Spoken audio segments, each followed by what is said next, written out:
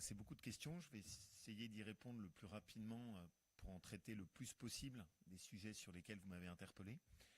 Et puis surtout, on s'astreindra par respect pour tous ceux qui ont fait l'effort de nous adresser des questions, à vous répondre personnellement et essayer de faire en sorte que chacun ait pu au moins avoir un retour sur les sujets.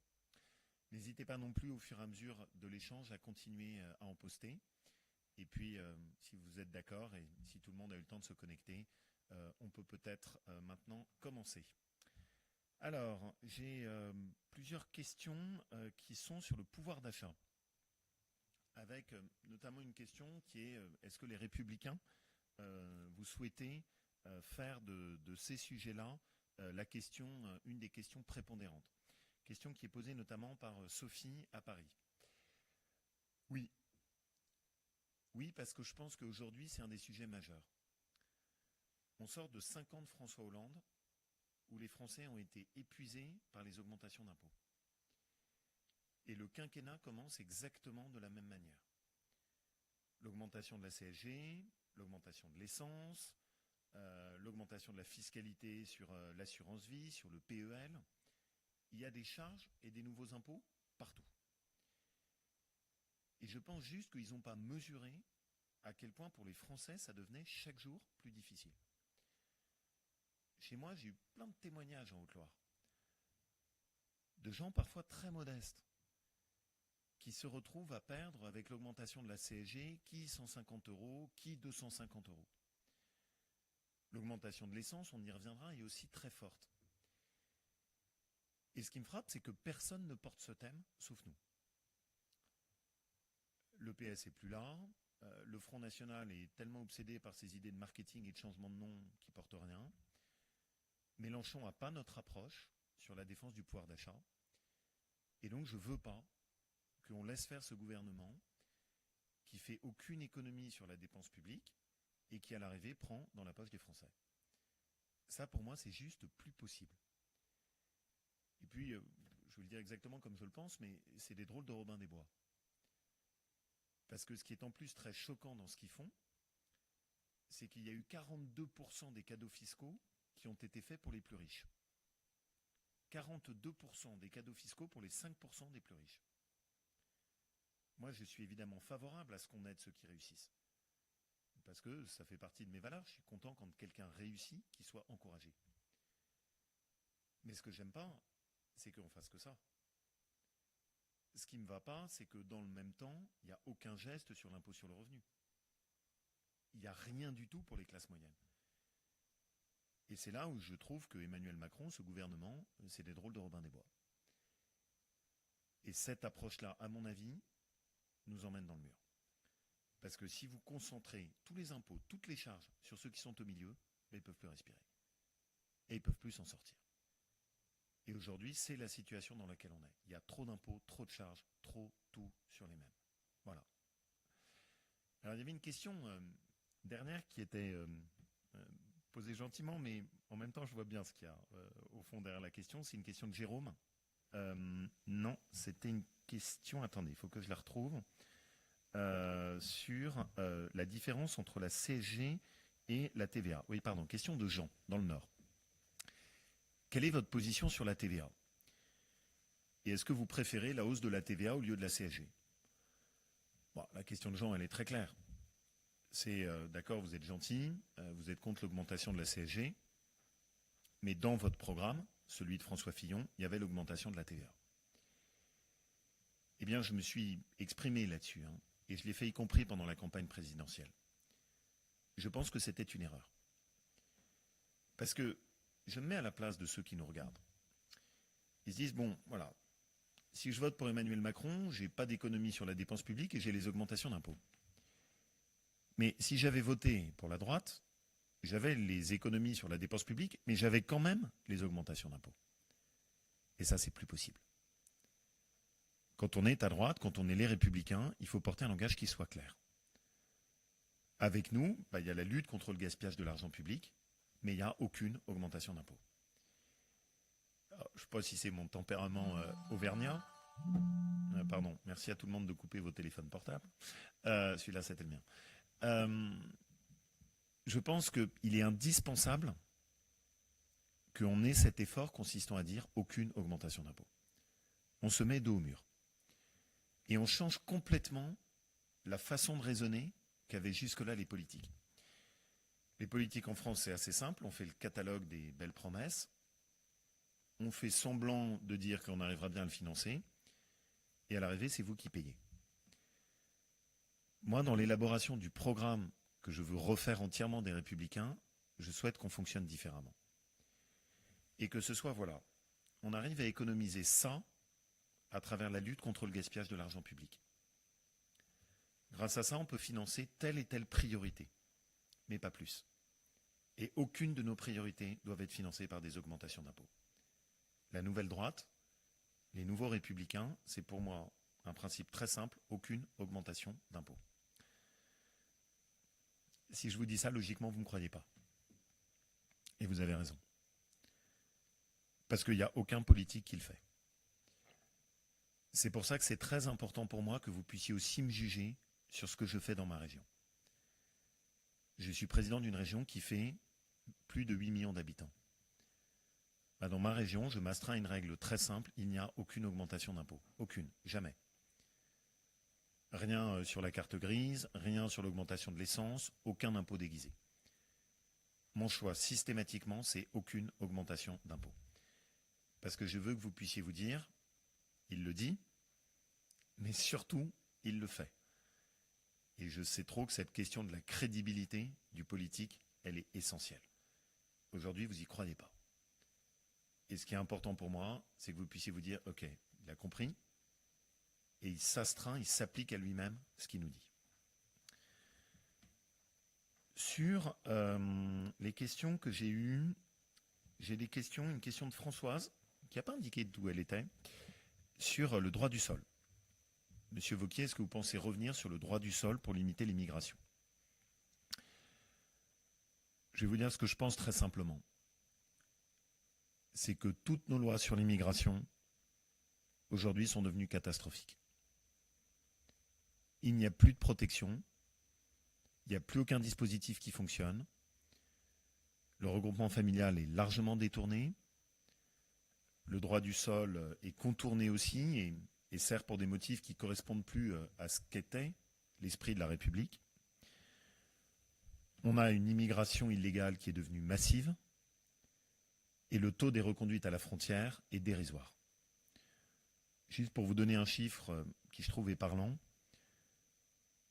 quand quelqu'un fait une demande d'asile et qu'on lui dit non, vous ne relevez pas du droit d'asile, c'est seulement dans 4% des cas, selon les chiffres de la Cour des comptes, qu'il sera vraiment reconduit à la frontière.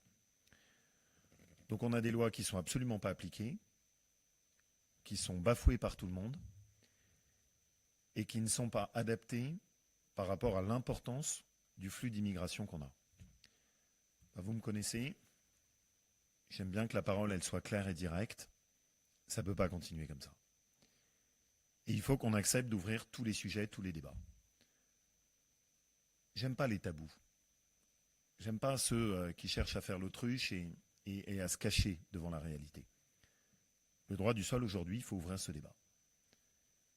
Et il faut qu'on s'interroge en se demandant est-ce qu'on peut continuer à offrir la nationalité française à quelqu'un qui naît sur le sol français, alors qu'il n'y a aucune attache, voire même que ses parents peuvent être en situation clandestine. Est-ce qu'on peut continuer à appliquer un fonctionnement aussi large sur le regroupement familial?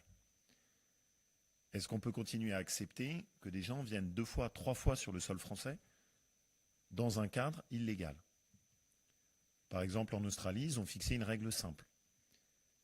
Si quelqu'un arrive en Australie de façon illégale, à vie, il ne pourra plus venir sur le sol australien. Je pense qu'il faut qu'on se pose ces questions. Chacun a le droit d'avoir son avis. Parmi ceux qui m'écoutent, certains se diront « non, on n'est pas sur cet avis-là, on souhaite pouvoir accueillir plus d'étrangers ». D'autres, au contraire, seront de mon avis. Mais la France a besoin de ce débat. Et ce que fait en ce moment Emmanuel Macron, c'est rien. Le projet de loi, le texte sur l'asile, va même élargir la notion de regroupement familial pour des gens qui font la demande d'asile. Et donc je pense que là-dessus on n'est pas raisonnable. Et d'ailleurs c'est pas pour rien que cette année, c'est l'année record dans laquelle la France a eu le plus d'étrangers qui sont rentrés sur notre sol. Et je pense qu'il y a un moment où il faut dire stop. Et pour moi, les lignes rouges ont été franchies, on n'arrive plus à intégrer, donc il faut qu'on remette de l'ordre dans tout ça. Là, c'est trop les shadocks. On a un dispositif qui n'est plus efficace et qui ne protège plus notre pays, avec derrière les problèmes qu'on sait. J'ai donné un chiffre qui pour moi résume tout. Le gouvernement a décidé d'augmenter le budget de l'aide médicale d'État. C'est-à-dire, vous savez, c'est ce budget qui permet de financer l'accès gratuit à notre système de santé pour des étrangers qui sont même en situation irrégulière sur le sol français. On a augmenté ce budget. Et dans le même temps, il baisse le budget de lutte contre l'immigration illégale et irrégulière. Ben, ça n'a pas de sens. Ça, pour moi, c'est la France la tête à l'envers. Ça ne fonctionne plus. Donc, vous me connaissez, hein, je suis favorable à ce qu'il y ait des règles d'autorité. À ce qu'on remette un peu d'ordre, parce que ça, on est en train d'entrer dans le mur, et en plus, on le fait en klaxonnant. Il y a lié à ce sujet un thème qui fait l'actualité, et sur lequel j'ai eu une question aussi sur laquelle je voudrais revenir, qui est une question de Marc en Savoie, qui est en plus de ma région, sur Mayotte, et quelle est votre position concernant la situation de Mayotte? Mayotte, vous savez, c'est un territoire qui est très attachant. C'est deux îles, petite île et grande île, qui sont situées dans l'océan Indien, à proximité de Madagascar. Elles appartenaient à l'archipel des Comores.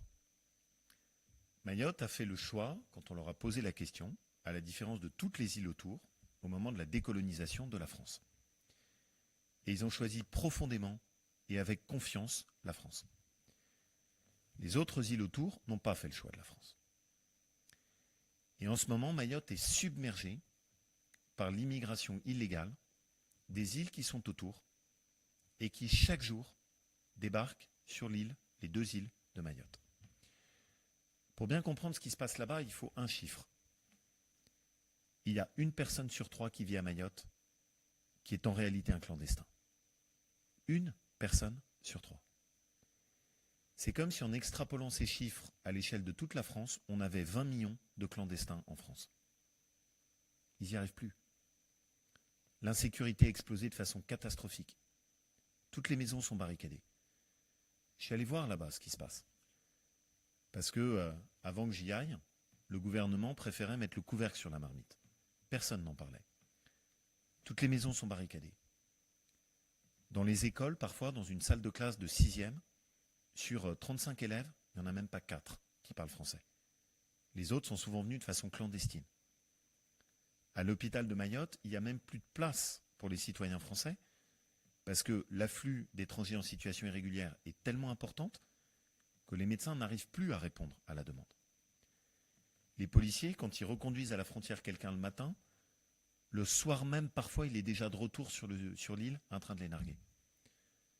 On a une problématique d'insécurité très dure, avec des coupeurs de route qui arrêtent les Français sur les routes en les rackettant pour accepter qu'ils passent. Et tout ça, ça se fait dans l'abandon total et l'indifférence du gouvernement, du Premier ministre et du Président de la République. J'y suis allé et je ne veux pas qu'on les oublie. Parce que pour moi, si on n'est pas capable de faire respecter les lois de la France à Mayotte, on ne les fera pas respecter ailleurs. Si on n'est pas capable de lutter contre l'immigration clandestine à Mayotte, on ne le fera pas ailleurs. Si on ne peut pas rétablir la sécurité, un pays comme la France, qui est la 5e puissance économique mondiale, si on n'est pas capable de faire respecter les règles de la France sur une île comme Mayotte qui fait 250 000 habitants officiellement, mais où est-ce qu'on les fera respecter? Et ce qui m'a choqué, c'est qu'au fond, le gouvernement les a traités par le mépris. Alors, j'ai essayé de mettre une pression forte. La ministre de l'Outre-mer, dans laquelle plus personne n'a confiance là-bas, s'y est enfin déplacée. Mais ils veulent autre chose. Et ils veulent surtout quelque chose de très simple, c'est avoir le droit aux mêmes lois de la République que partout ailleurs. Ils ne demandent pas plus. mais ça, ils le demandent. Et j'aimerais bien que ceux qui nous écoutent, voilà, vous preniez un petit temps peut-être en surfant ensuite sur Internet pour vous renseigner sur la situation là-bas. C'est vraiment un territoire qu'on n'a pas le droit d'abandonner. Et au fond, ils méritent qu'on se batte pour eux.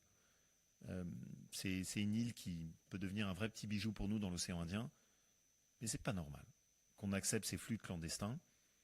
Et demain, Mayotte peut devenir la principale d'entrée, la principale porte d'entrée pour l'immigration clandestine en France.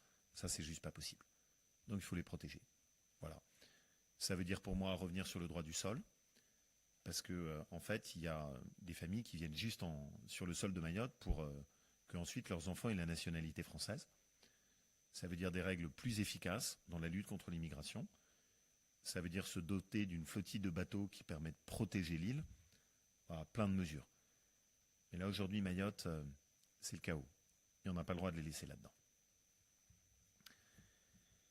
J'espère que ça a répondu à Marc. C'est voilà, une bataille que j'aimerais bien mener. J'ai une question de Gilles sur les régimes spéciaux de retraite. Vous connaissez ma conviction dessus. C'est qu'on a un système qui est devenu profondément injuste. Au fond, ceux qui avaient la capacité de faire pression sur les politiques en manifestant dans la rue ont eu des régimes spéciaux de retraite qu'ils ont protégés. Et monsieur Tout-le-Monde, lui, n'a pas ce régime spécial de retraite. Ça aboutit à aujourd'hui une profonde inéquité qui n'a plus aucune justification.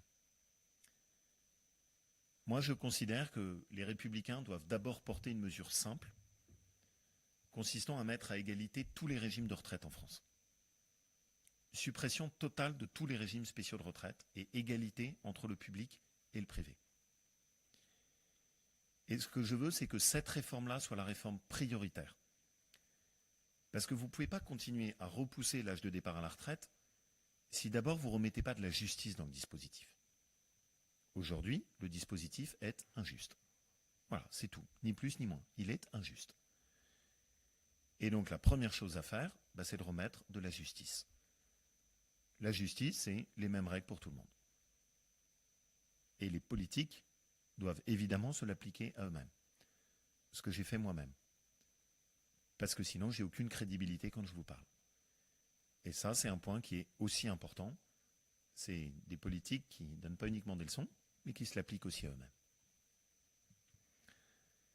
Sur les écoles, j'ai une question de Charles en Seine-Maritime sur les fermetures d'écoles en zone rurale. Charles, en fait, ce qui me choque, c'est la chose suivante. En ce moment, on fait le dédoublement des classes notamment de CP, mais uniquement dans ce qu'on appelle les quartiers. C'est-à-dire qu'en gros, quand vous avez une école dans un quartier, là on fait le dédoublement des classes de CP. Et de l'autre côté, Charles, dans les zones rurales, là par contre on ferme les écoles. Je refuse cette vision de mon pays. Je refuse cette vision où, quand on est dans les quartiers, on a des toutes petites salles de classe, ou quand on est dans les quartiers, on a le droit à un professeur avec très peu de monde en face, et à l'inverse, quand vous êtes dans la Creuse et la Lozère, vous êtes condamné. Parce que contrairement à une idée reçue, vous avez moins de chances de réussir quand vous êtes dans la Creuse et la Lozère que quand vous êtes dans les quartiers. Et pour moi, la République, elle est une. Je veux la même possibilité d'accéder à l'éducation nationale avec les mêmes moyens, que je sois dans un quartier de Seine-Saint-Denis ou que je sois dans la Creuse et la Lozère. Et là, ce qui ne me va pas dans cette vision qui est portée par le président de la République, c'est qu'on oppose les uns aux autres.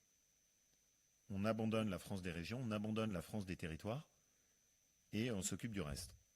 Bon, moi, ce n'est pas ma vision de la France. Eux, ils opposent les deux. Moi, je veux les réconcilier. Et moi, ce à quoi je crois, c'était cette promesse de la République qui était, où que vous habitiez, même accès aux mêmes services publics. J'aime pas quand on tronçonne la République en petites tranches. Ça me plaît pas. Alors, j'ai des questions un peu plus moins sérieuses, ou je sais pas si c'est des questions sérieuses. D'abord, j'ai une question de Sarah, en Seine-Saint-Denis, qui me dit d'abord, j'ai lu votre interview sur la littérature dans le Point. Elle était passionnante. Merci Sarah, parce que voilà, j'ai bien aimé répondre aux questions qui étaient effectivement sur les livres qui me tenaient. Et vous ajoutez, quelles œuvres du 7e art aimez-vous? Bon, moi j'adore le cinéma. Euh, Quand j'étais petit et que j'avais bien travaillé, ma mère m'emmenait le dimanche au cinéma. Et j'adorais ça. Et plein de souvenirs de films qui m'ont marqué. Et aujourd'hui encore, c'est rare qu'on passe pas un moment avec ma famille à regarder un film, une série, des choses que j'aime. Je vais vous dire, j'ai des goûts qui sont plutôt. Enfin, moi j'aime les films avec du souffle. Je suis un grand fan de Star Wars. Mon film préféré sans doute de la série étant Rogue One, qui est vraiment celui que j'adore. J'adore ce moment où elle dit les rébellions reposent sur l'espoir. Et voilà, je trouve que toute cette mythologie de Star Wars est quand même une très très belle mythologie. C'est un peu l'équivalent des Misérables du 21e siècle. Et voilà, j'adore tous ces épisodes, même le dernier est génial. Donc n'hésitez pas à aller les voir, les revoir. Je trouve qu'il y a beaucoup de choses. Sans doute la première partie, les 1, 2, 3 sont moins bons que la suite, mais voilà, ça vaut la peine. Je me permets de rajouter sans doute aussi deux types de catégories de films que j'aime beaucoup, les comédies. J'adore les comédies françaises. Ça va des tontons flingueurs aux répliques cultes des bronzés font du ski ou du Père Noël est une ordure. Et ce qui me fait beaucoup rire, c'est que j'ai deux enfants qui ont 11 ans et 14 ans et qui rient exactement de la même manière que moi en regardant ces comédies. Les tontons flingueurs restant quand même là-dessus le sommet du panier. Et puis j'avoue que dans la filmographie française, j'adore les films de la nouvelle vague, le début.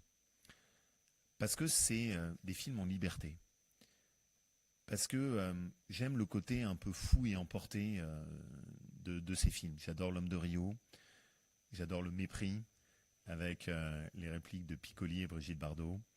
J'adore À bout de souffle, avec cette scène géniale de Belmondo et de Jean Sutter, qui sont juste magnifiques, elle surtout.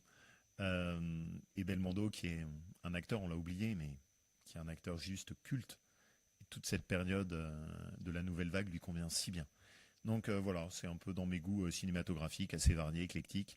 Euh, Peut-être aussi quand même un petit hommage à Gladiator et à sa fameuse réplique Force et honneur, qui est absolument jamais appliquée dans le monde politique. J'ai une question de Laurent du Var. Est-ce que vous allez écrire un nouveau livre? Écrire un livre, Laurent, c'est pas quelque chose qui se fait comme ça. Moi, j'aime que les livres qu'on écrit soient des vrais livres, dans lesquels vous mettez vraiment les choses. Vous savez, j'aime pas trop les filets d'eau tiède. J'aime pas trop qu'on soit dans un langage policé dans lequel à l'arrivée on dit rien, on fait rien, on voit rien. Donc, pour moi, écrire un nouveau livre, c'est un vrai effort sur moi-même. Ça suppose d'y réfléchir, ça suppose d'avoir des éléments sur lesquels vous voulez porter une parole forte. Donc, écrire un livre pour écrire un livre, non. Mais c'est vrai que ça me trotte dans la tête. Et que ce qui s'est passé encore récemment avec l'espèce de déchaînement médiatique complètement surréaliste qui a eu lieu suite à des enregistrements volés sur un cours que j'avais donné, m'amène à réfléchir. Que le déplacement que j'ai fait, ou ce que je vois en ce moment sur, au fond, l'effondrement du sens de l'autorité dans notre pays m'amène à réfléchir. Et donc, il y a sans doute un moment où j'aurai envie d'écrire. Pour l'instant, j'y suis pas encore. Donc, pas de scoop, mais ça viendra. J'ai une belle question, une très belle question de Thomas dans l'Aisne, qui me demande quelles sont selon vous les 3 valeurs cardinales des républicains et de la droite. D'abord, c'est une belle question parce que je pense que vous ne faites pas de politique si vous n'avez pas de valeurs. Il faut une colonne vertébrale. Et une colonne vertébrale, c'est pas just do it, c'est pas ne respecter aucune règle, c'est pas faites votre chemin. Ça, c'est le verbiage du pseudo-marketing anglo-saxon. Des valeurs, c'est ce qui vous guide. C'est vos repères. C'est ce pourquoi vous êtes là. Qu'est-ce qui fait que vous avez envie de vous lever et de combattre? Pour moi, il y a sans doute 3 valeurs essentielles. La première, d'abord, c'est l'autorité. Et je commence par celle-là. Parce qu'un pays dans lequel il n'y a plus de respect, plus d'autorité, plus d'ordre, c'est un pays dans lequel plus rien n'est possible. Et je reviens de ce déplacement à Mayotte en ayant vraiment cette conviction. C'est quand la République s'effrite, quand les forces de l'ordre ne sont plus respectées, il n'y a plus rien qui est possible. L'ordre, l'autorité, c'est la première valeur fondatrice de la République. La deuxième, c'est la liberté. Parce qu'on y est attaché, parce que c'est la France, parce que c'est l'héritage de la Révolution. Mais la liberté aujourd'hui, il faut la défendre et la chérir. Parce que sa principale menace, c'est cette espèce de harcèlement administratif quotidien qui fait que pour faire quoi que ce soit dans notre pays, vous avez des bâtons dans les roues partout qui découragent tout le monde. Moi, j'aime que ce soit simple, j'aime qu'il y ait du souffle, j'aime qu'on puisse aller de l'avant. Je déteste qu'on soit assommé toutes ces normes par cette myriade de règles administratives dans tous les sens qui vous découragent avant même d'avoir commencé. La liberté. Puis la dernière, c'est une très belle valeur. C'est une valeur qui était défendue par Simone Veil. C'est l'enracinement. C'est les racines. C'est l'histoire. C'est la transmission. Parce que je vois bien ce qu'est la tendance actuelle, qui est cette espèce de tendance de la mondialisation, dans laquelle il n'y a plus d'histoire, il n'y a plus que du multiculturalisme, il n'y a plus de racines, il n'y a plus de terroir, il n'y a plus de fondation. Je ne crois pas que ça fait le bonheur d'un pays, ça. Moi, je crois que précisément la France a besoin de retrouver ses valeurs, ses fondations, ses racines. Les racines de notre histoire. Les racines judéo-chrétiennes, les racines de la Révolution, les racines de l'Antiquité grecque, romaine, les racines de nos terroirs, de nos régions, nos racines rurales, les racines de l'école, de la méritocratie, de l'effort, la laïcité, tout ce qui fait qu'on ne vient pas de nulle part. Tout ce qui fait que quand on est un politique français, on n'est pas juste un décalcomanie du discours anglo-saxon de Nike. Tout ce qui fait qu'on porte quelque chose, qu'on a quelque chose à transmettre à nos enfants. Je crois à ça. Je suis malheureux quand je vois que dans nos livres d'histoire, il n'y a plus rien. Je n'aime pas quand on explique que pendant la colonisation, on n'aurait fait que des crimes contre l'humanité. Je ne supporte pas qu'un président de la République dise qu'il n'y a pas de culture française. Moi, je crois aux racines. Et je crois au fait que pour avoir une envie d'avenir, il faut s'appuyer sur quelque chose. Il faut des fondations. On ne vient pas de nulle part. Et ça fait partie de ce qu'est la beauté d'un engagement politique, que de défendre ça. On porte quelque chose. On est héritier de quelque chose. Et c'est beau. Et c'est une des chances qu'on a, nous, notre pays, d'être héritier de quelque chose d'aussi fort. On n'a pas le droit de l'abandonner. On n'a pas le droit d'y renoncer. Je veux que nos enfants apprennent à aimer la France et la République. Je veux qu'on leur apprenne l'histoire de notre pays, la littérature de notre pays. Je veux qu'ils portent ces racines et qu'ils les chérissent. Et qu'on leur enseigne la fierté de leur pays. Et pas le désamour de leur pays. Pour moi, ce n'est pas le multiculturalisme l'avenir. Pour moi, c'est ce qu'est la fierté de notre histoire. Parce que c'est une belle histoire. Alors, j'ai une question de Guy sur est-ce qu'il y a des réformes du gouvernement que vous considérez positives? Bon, oui, bien sûr. Je pense que ce qui a été fait sur les ordonnances du travail va plutôt dans la bonne direction.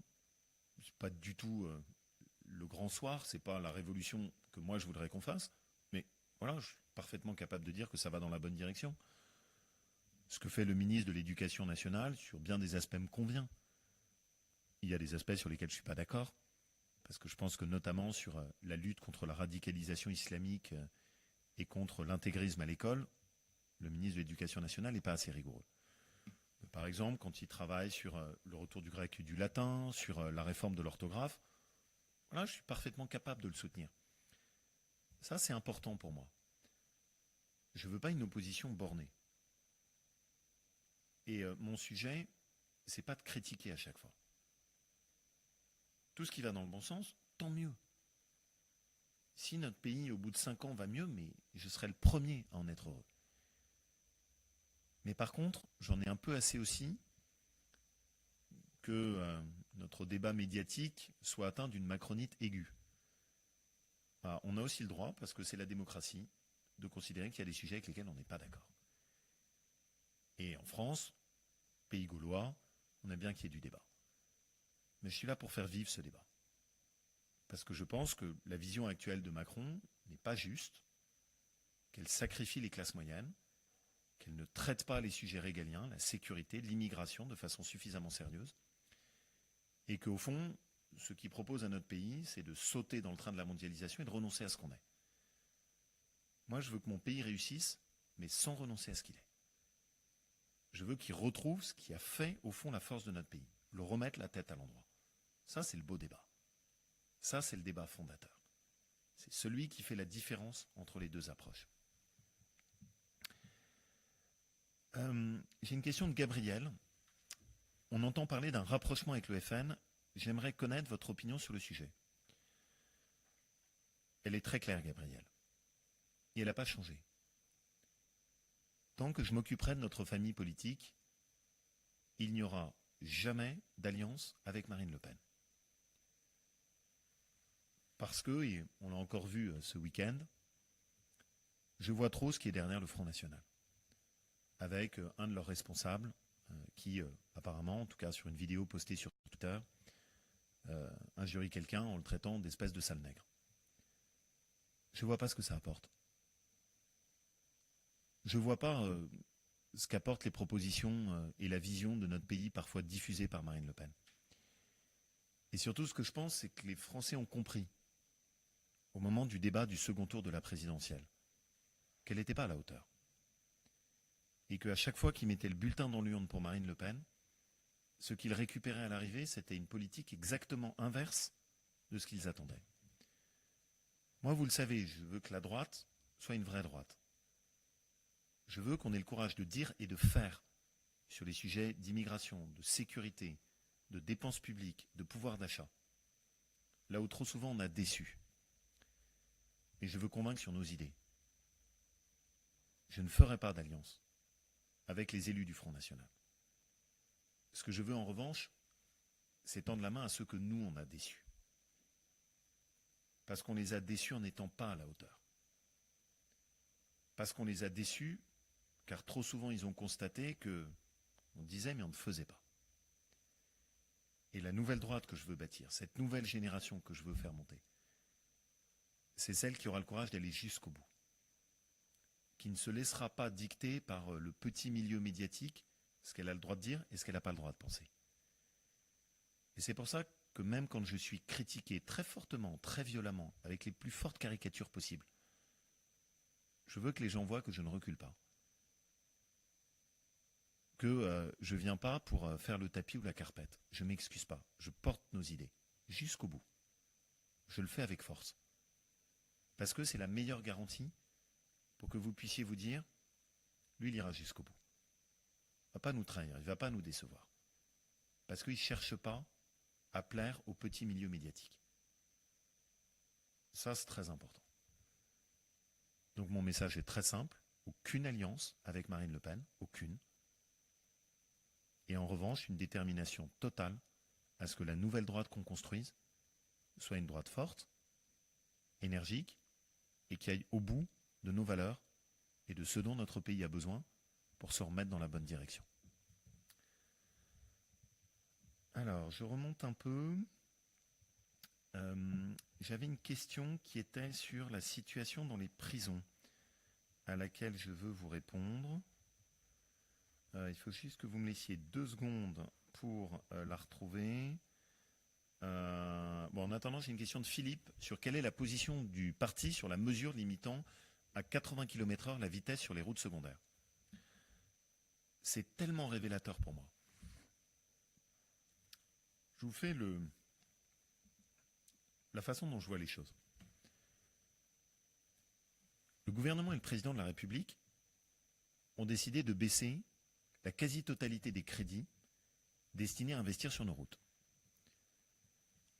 Moins d'aide pour aménager les créneaux à 2x2 voies, moins d'aide pour aménager les routes pour les rendre plus sûres. Donc on fait de moins en moins de travaux pour protéger contre les accidents.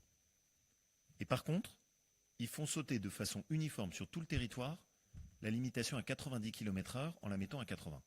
Mais pourquoi 80 ? Vous arrêtez pas en si bon chemin. Faites 70, 60, tant qu'à faire. Au fond, vous en fichez, c'est ceux qui habitent dans les départements et les territoires. Tout le monde ne va pas travailler en prenant le métro. Il y a des gens qui prennent leur voiture. Et ils méritent aussi le respect. Et une décision qui consiste juste de façon uniforme à passer à 90 km/h, enfin c'est stupide. Il y a des routes sur lesquelles on peut parfaitement rouler à 90 km/h sans problème. Et il y en a d'autres où il faudrait au contraire passer à 70 parce qu'il y a des créneaux qui sont dangereux. Et donc ça, pour moi, c'est tout le résumé de ce qu'ils font. Technocrates, parisiens, coupés de la vie quotidienne des Français. Et il faudrait rajouter ce qu'ils ont fait sur l'essence. Parce que personne n'en parle de ça. Mais l'augmentation de la facture sur le diesel, l'essence et le fioul, c'est catastrophique pour le pouvoir d'achat. Pour des gens qui font des pleins, par exemple, de 30 à 40 litres par semaine, dès cette année, ils vont perdre 150 euros. D'ici à la fin du mandat, ça peut être une perte qui peut aller jusqu'à 600 euros de perte de pouvoir d'achat par an. Pour des gens modestes, c'est totalement indépendant du revenu. C'est des gens qui travaillent peut-être à 30 km de chez eux, qui sont par exemple chez moi, des ouvriers qui vont travailler chez Michelin. Ils n'ont pas le choix, eux. Il n'y a pas le métro. Ils travaillent en prenant leur voiture. Ils prennent 70 km/h, 80 km/h.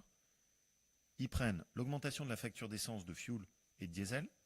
Et ils prennent en plus l'augmentation de la facture des contrôles techniques. Enfin, à un moment, ça suffit. Et on a très bien compris que le sujet, ce n'était pas la sécurité routière. Le sujet, c'est juste l'automobiliste vache à lait. Et encore, je n'ai même pas parlé des contrôles radars, sur lesquels maintenant le ministre de l'Intérieur, qui n'a décidément pas honte, a décidé de privatiser les contrôles radars en les confiant à des sociétés dont on a bien compris qu'elles allaient verbaliser à tout va. Ça ne me va pas.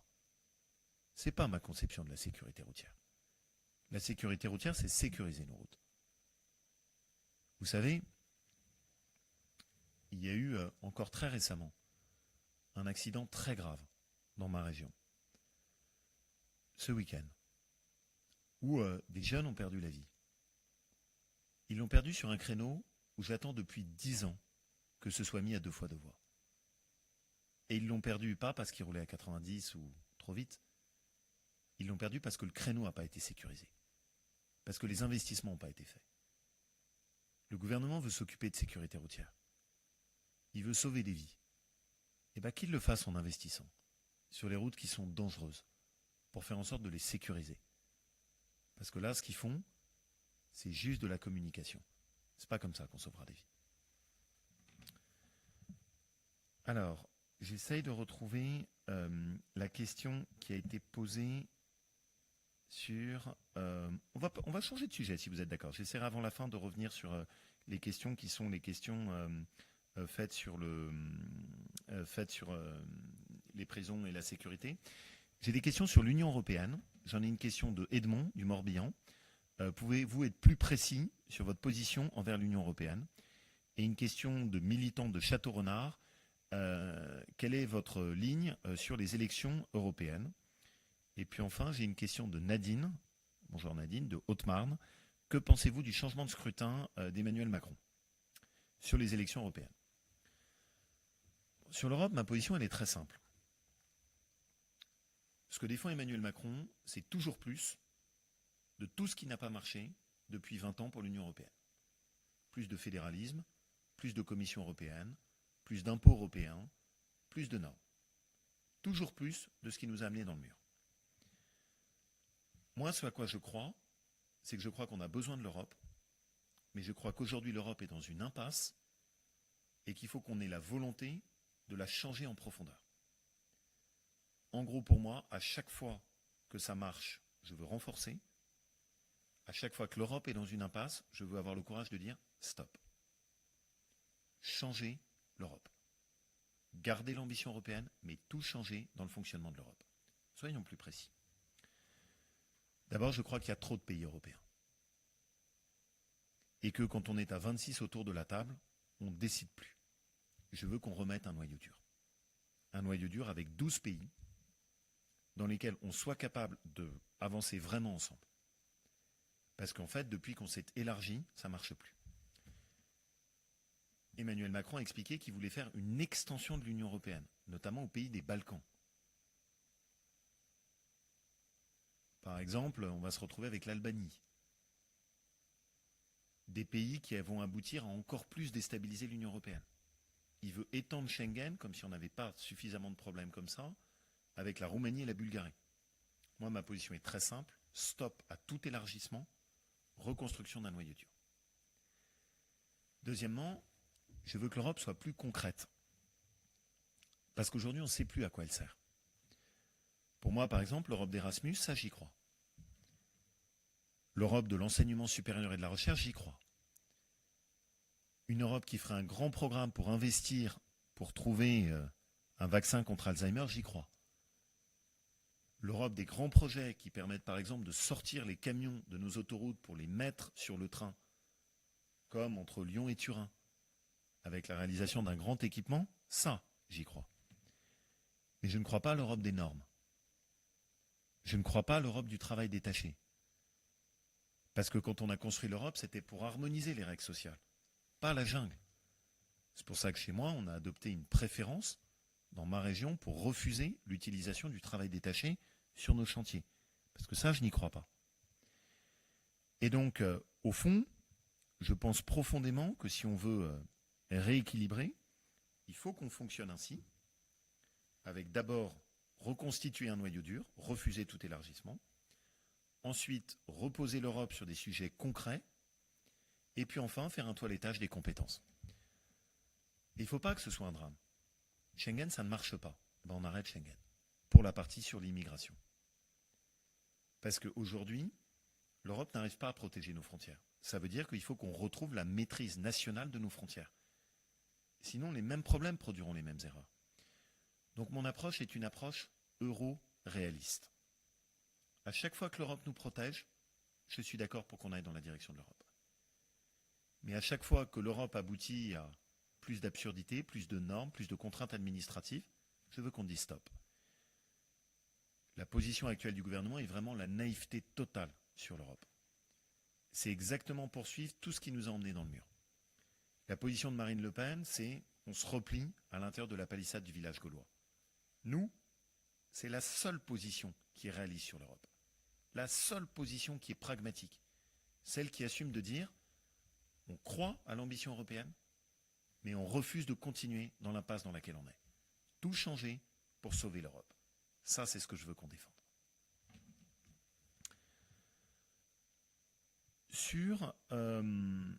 J'ai des questions aussi sur l'organisation des Républicains. Une question de Serge des Pyrénées-Orientales. Est-ce que vous allez faire des réunions régulières entre les adhérents et les fédérations? Une question de Christian, qui est d'Ajaccio. Ça tombe bien, parce que j'ai échangé sur la situation de la fédération de Haute-Corse ce week-end. Avez-vous prévu un déplacement en Corse? Et serait-il possible d'organiser des conseils nationaux délocalisés?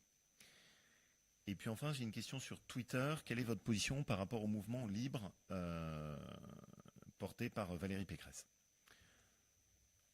D'abord, oui, j'ai demandé à mon équipe dirigeante qu'il y ait eu un déplacement dans chaque fédération, chaque département de tout notre territoire. Je n'aime pas la politique enfermée à Paris.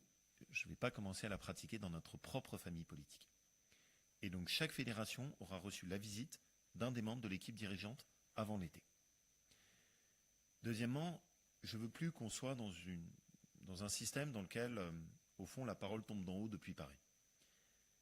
Je veux que quand vous êtes aux Républicains, vous puissiez faire des propositions, des suggestions, faire remonter vos idées.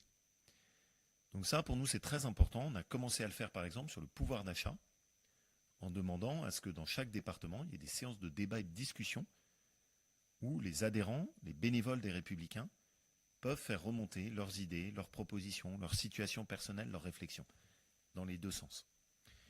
Et puis enfin, j'aime bien la suggestion de Christian de faire des conseils nationaux délocalisés. Je ne peux pas promettre à Christian qu'on le fera en Corse, mais c'est sûr que dans notre organisation, on ne fera pas des conseils nationaux à chaque fois à Paris, parce que je pense qu'il y a un moment où ça suffit. La politique, c'est pas que Paris, et la politique ne se fait pas que à la capitale. Je pense que c'est précisément la maladie de la politique française. Pas assez sur le terrain. Ils croient trop que tout se joue à l'intérieur du périphérique. Non, il y a autre chose. Moi, ma politique à moi, c'est pas ça. Alors, ensuite, on a des questions. Je regarde le temps qui nous reste. On va s'acheminer vers la fin. Je vais peut-être finir avec une question de Martine, que j'ai enfin retrouvée, pardon Martine, de Côte d'Or. Que pensez-vous du plan prison d'Emmanuel Macron ? Vous savez, Martine, un des problèmes, c'est que dans notre pays, plus personne ne dit rien. Et qu'on finit par pas voir ce qu'on a en face des yeux. Vous savez, Martine, la situation de notre pays, c'est qu'aujourd'hui, vous avez des délinquants qui sont condamnés à des peines et qui ne passeront jamais par la case prison. Un des problèmes qu'on a, c'est qu'on a des multirécidivistes, parfois même, mais ce qui est fou, jusqu'à 30 délits additionnés, et qui ne sont jamais allés en prison et qui n'ont jamais été sanctionnés. Avec un sentiment d'impunité, qui est parfois même utilisé par les groupes mafieux, qui vont par exemple pousser des jeunes, parce qu'ils savent très bien que quand on a moins de 18 ans, de toute façon, en France, on n'est pas sanctionné.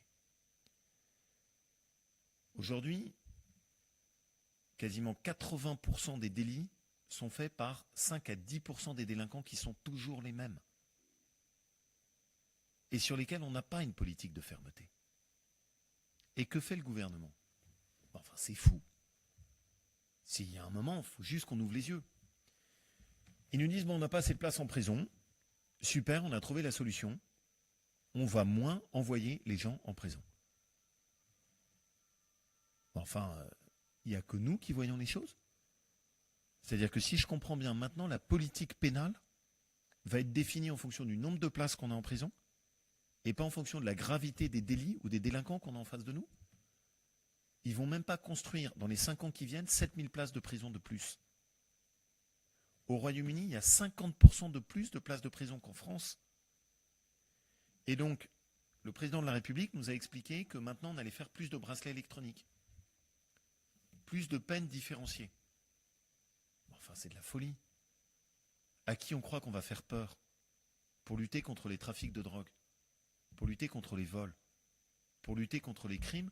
On dit attention, hein, vous aurez un bracelet électronique. On est fou. Aujourd'hui, il n'y a plus l'autorité, il n'y a plus la crainte, il n'y a plus le respect. Et ça, sur ces sujets, je ne démissionnerai jamais. Parce que mon discours est très simple. Quand on a un délinquant qui a commis un délit, sa place, elle est en prison.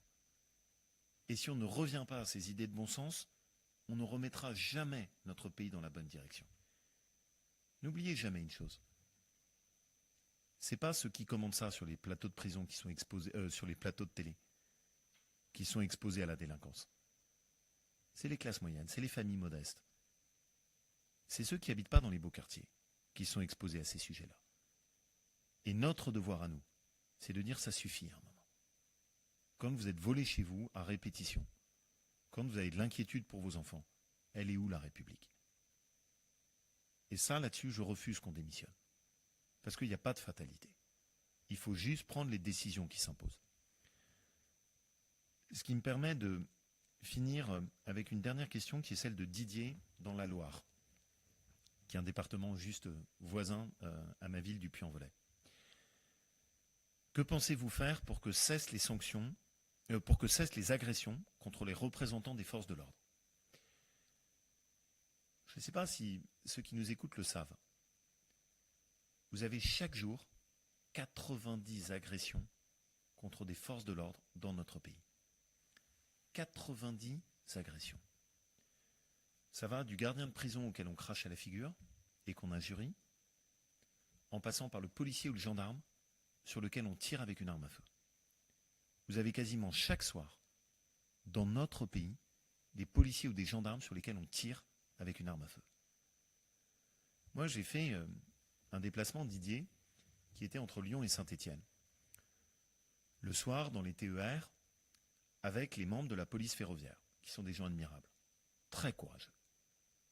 Ce qu'ils m'ont dit, c'est très simple. Aujourd'hui, la crainte, elle n'est pas du côté des délinquants. C'est nous qui avons peur. Parce que si on doit se défendre, il faut qu'on réfléchisse à 3 fois sur tout ce qu'on fait, parce que s'il y a le moindre problème, c'est nous qui serons traités, qui seront traînés devant la justice. Pas les délinquants, pas tous ces malfrats, c'est nos forces de l'ordre qu'on ne défend plus. Moi, je demande une chose très simple, des peines planchées. Il faut que la crainte change de camp. Vous vous en prenez à des forces de l'ordre, et il faut qu'il y ait des peines fortes, minimum, incontournables. Vous tirez à l'arme à feu, c'est la prison. Vous agressez des policiers, des gendarmes, il doit y avoir une sanction à chaque fois. Parce qu'aujourd'hui, il n'y a plus de respect. Il n'y a plus de crainte. Moi, je suis du côté des forces de l'ordre. C'est aussi simple que ça. Parce que je pense qu'il y a un moment, il faut dire ça suffit. Et on ne peut pas continuer sur ce chemin. Voilà. Merci à tous. Merci d'avoir pris le temps de nous écouter, de vous connecter. On essaiera de répondre à toutes les questions qui ont été posées, parce que pour nous, c'est juste une marque de respect pour chacun d'entre vous. Et surtout, voilà, j'aime bien cet exercice, y compris parce que ça nous permet d'échanger plus directement et sans qu'on ait besoin de tous ces commentateurs qui nous donnent des leçons. Je préfère qu'on soit comme ça directement. Ça nous permet aussi d'aller droit au but. Merci à tous.